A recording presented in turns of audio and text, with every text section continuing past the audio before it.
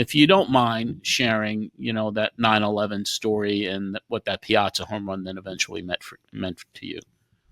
Yeah, I mean, I was fairly young, and when 9/11 happened, my brother worked in the adjacent tower, World Trade 3, and for a while we couldn't get in contact with him.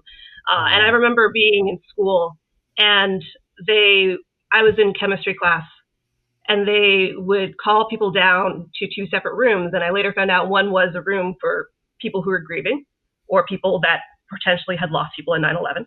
And one was a room for your parents came to pick you up. And I got called down, and I remember my chemistry professor asking, "What room is it? What room is it?" I had no idea what any of this meant. And then I told him, he's like, okay.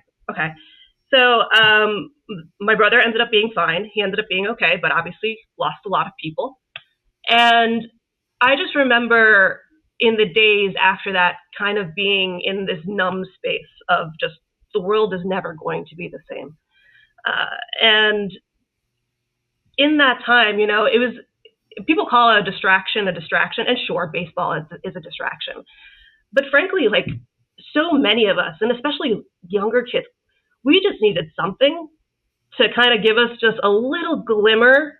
Not things are going to be okay, because things were never going to be okay after that, but that, there was something to hold on to, something that could make us smile again, something that could make us happy again. And it felt in that period of time that like no one was ever really going to laugh again.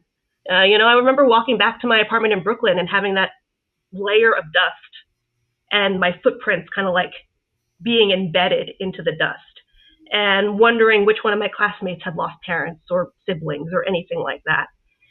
And when baseball came back, it felt almost like an exhale, because, I mean, even if for 3 hours or whatever it is, you could just kind of be in that moment and enjoy a sliver of normalcy that just felt like it went out the window. And I remember, I remember following, because I was a big newspaper nerd. I would go to the corner and buy the Daily News, New York Post, Newsday, whatever else, for however many cents I had. And I remember reading all the stories of the various Mets and Yankees doing outreach work, like John Franco going to the firehouse and all these other things. And the work they were doing. And I remember it was dumb, but I was so proud of these baseball teams and these baseball players for stepping up in this moment where it could have been easy to say, I'm going to go home and be with my family, which no one would have faulted you for.